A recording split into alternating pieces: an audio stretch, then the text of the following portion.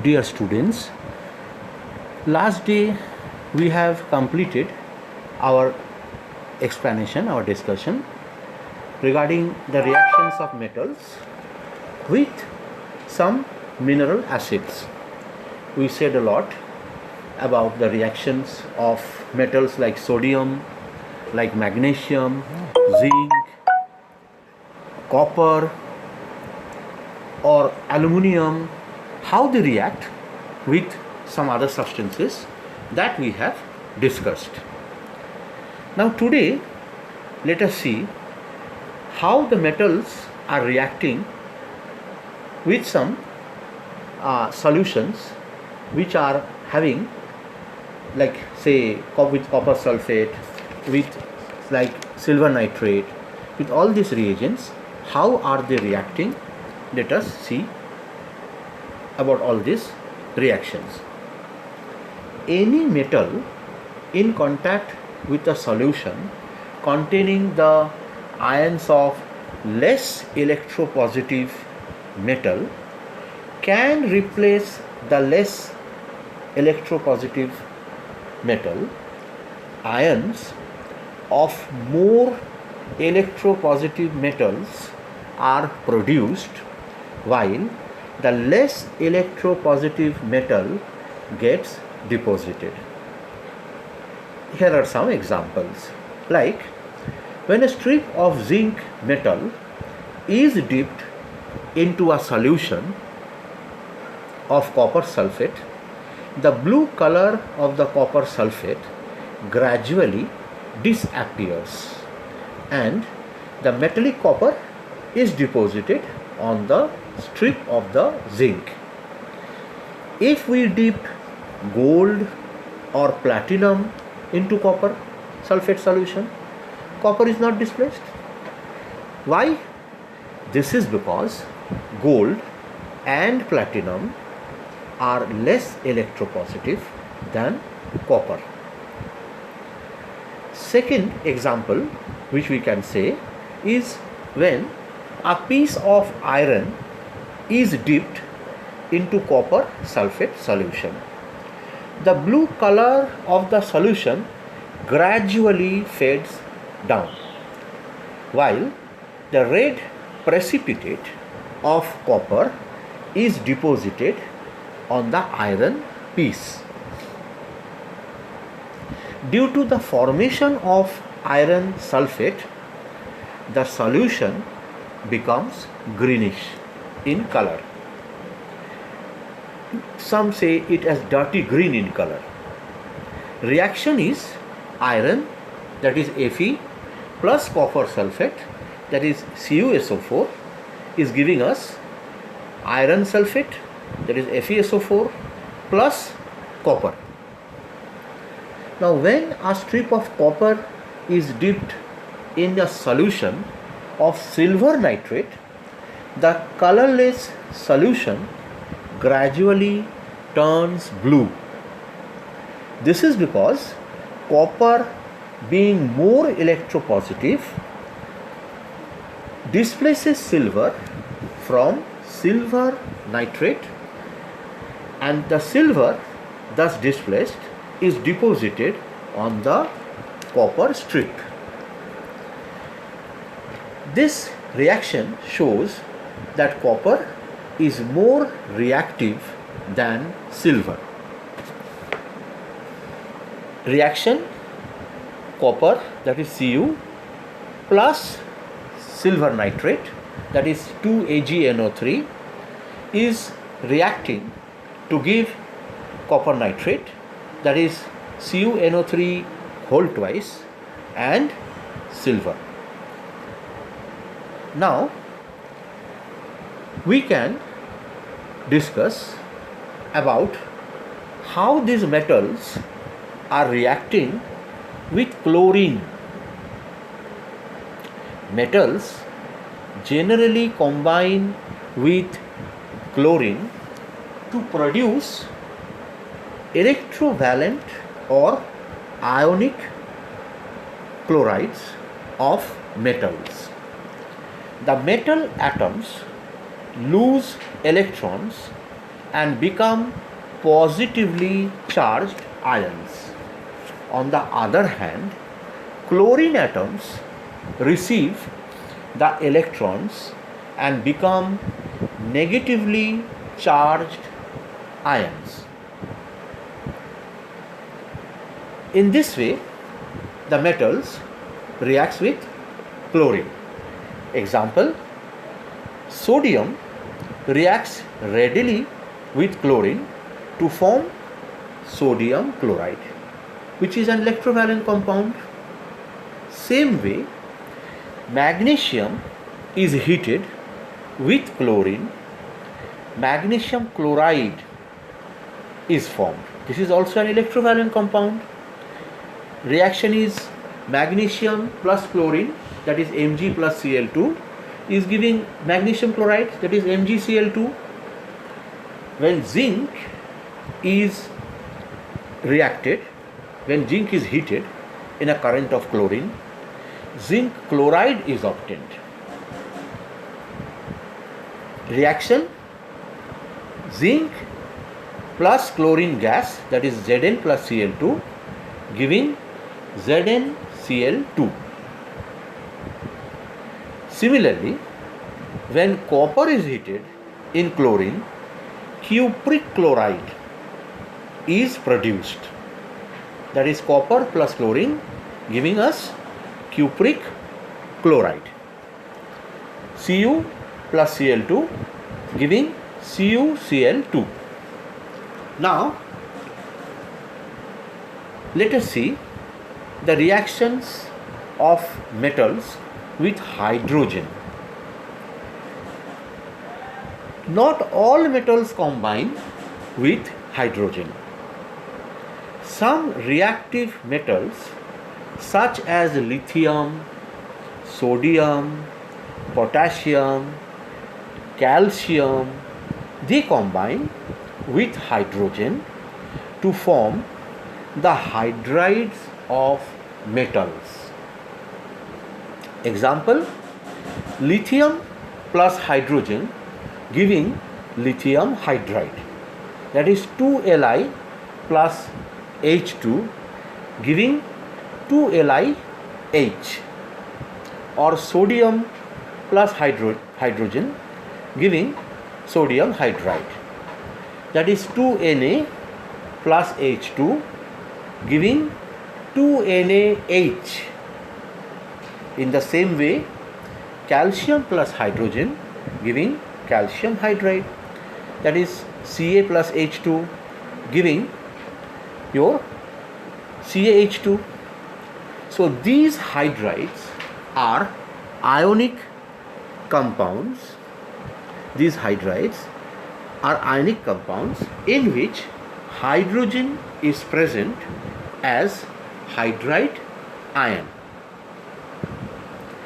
So friends, I think we have discussed a lot regarding the reactions of metals with various kind of samples, various kind of agents, like with oxygen, with air, with water, with mineral acids, with chlorine gas, with hydrogen. We have discussed sufficiently. Now we can switch over to the non-metals. If we start non-metals, then just like metals, we have started with the physical properties.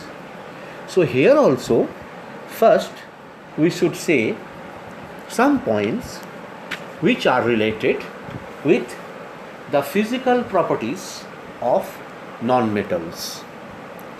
So under physical properties of non-metals, the very first point is that non-metals are usually brittle, they are fragile, and they cannot be used to make sheets or wires, which is possible in the case of metals. Second point, non-metals usually do not have luster. and cannot be polished. Only graphite and iodine, they are the exceptions, they are lustrous. Now, the third point, the third physical property. Non-metals are generally bad conductors of heat and electricity. The only exception is graphite. Graphite is a very good conductor of electricity, and that is why you know also that we use graphite as an electrode while carrying out the process of electrolysis. Graphite, since it is a good conductor, we use that in the form of the electrodes. Now, the next point. Before that, let us say one thing which we have missed out. Why graphite is a good conductor? Graphite is having, they are non-metals surely, and these non-metals, in some cases, a non-metal atom has 4 or 5 or 6 or 7 or 8 electrons in its outermost shell, valency shell. These electrons are not free or mobile. That's why non-metal do not conduct electricity, but graphite is an exception to this very property. Now, fourth point is that non-metal can be easily broken. That is, the tensile strength of non-metals is very, very low. Fifth point, non-metals have low melting and boiling points. The only exception is graphite, whose melting point is remarkably high. So, here also the exception is graphite. Graphite is having high melting point. Sixth point, non-metals are generally light and have low density. They are having low density. Seventh point is that solid non-metals, example say sulfur, phosphorus, they are soft, very soft, but carbon in the form of diamond is very hard. In fact, I think you all have studied in class 6 that diamond is perhaps the hardest substance known. So then this is also an ideal or a good exception, we can say that diamond is the hardest substance known, although solid nonmetals are not as such very hard. So this is about hardness. Eighth point is, unlike metals, non-metals do not produce any sound when struck with an object. That is, they are non-sonorous.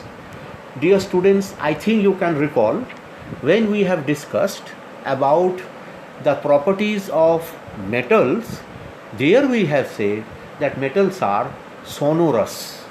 Here you see the non-metals are exhibiting just the opposite property of metals. We are saying that metals cannot produce any sound when they are struck with an object. That means they are non-sonorous. Ninth point, non-metals exist in all the three states of matter. That is, solid, it can be solid, it can be liquid, or it can be gas also at ordinary temperature. Let us say a few examples in support of this very view. Carbon or sulfur or phosphorus, iodine, these all are examples of non-metallic solid. solid states, which remains in solid state in room temperature. Bromine is an example of a non-metal which remains in liquid state and at the room temperature. Thirdly, hydrogen is there, or oxygen, nitrogen, chlorine, etc. are there, which remains in the gaseous form in room temperature. So this is about the various three states in which non-metals can exist. All the three states we are seeing that non-metals are there in some state or the other, some non-metals or the other. 10th point is all non-metals except hydrogen are electronegative. That is, they have the tendency to accept electrons and become negatively charged ions. So, all non-metals are electronegative. So, then one by one we have discussed about 10 physical properties of non-metals, which in most of the cases are just the opposite of the physical properties. If we compare the physical properties of metals, the physical properties of non-metals are just the opposite of the physical properties of non-metals. So, dear students, this are all about the physical properties of non-metals. We can end up today here with a promise that in the next part we shall start with the various chemical reactions, the chemical properties of various non-metals, which we will see one after another, where just like metal, we will see the reactions of non-metals with oxygen. We will discuss the reactions of non-metal with acids. We will also discuss the reactions of non-metals with chlorine gas. We will discuss the reaction with hydrogen. We will also discuss the reaction of non-metals with water, and in this way we will try to compare the various chemical properties of non-metals with the metal. The chemical properties of metal we have already discussed. We will try to compare these chemical properties of non-metals with the metals. Metal we have already said. Non-metal we will start in new manner, in much details in the next part. So then we can conclude our discussion here in this part. I think I have given sufficient notes regarding this discussion. If time permits us, I will try my level best to give few more question and answers over this very chapter called metal and non-metal. I have given some related pictures also.